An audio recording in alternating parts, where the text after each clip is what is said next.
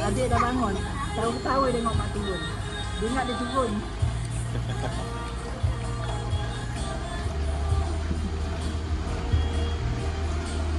Agak cukup keluarkan tu sikit masa ni.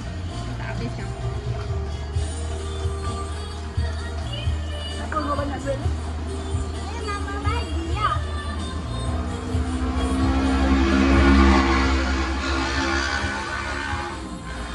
Saya masak dia free kan? Oh, tangan lah, Abah. Ni basuh tangan. Satu ada tangan. Oh, kalau nak pedas, masukkan sili tu dalam tu. Ini lah tu. Ya, Mak. Kat air lah. Melonjak-lonjak kita macam kira lah. Ni gigit sini. Cuba. Pedas tak ni? Pedas. Ada lonjakan ni? Tak, dia tak berdangat pun. Ada gigit sikit tu? Sikit sangat. Ada berdangat. Dah gila. Ayo, Mak. Okey, tak masin kan? Tak masin sangat. Mai.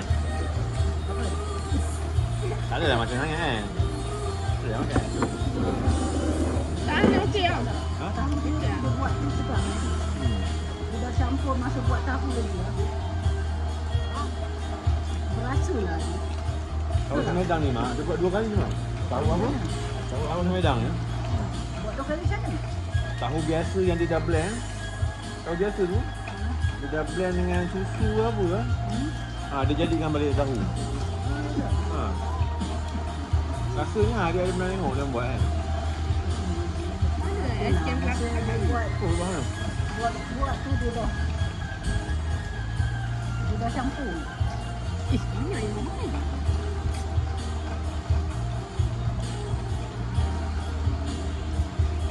Ya. Angkat tangan.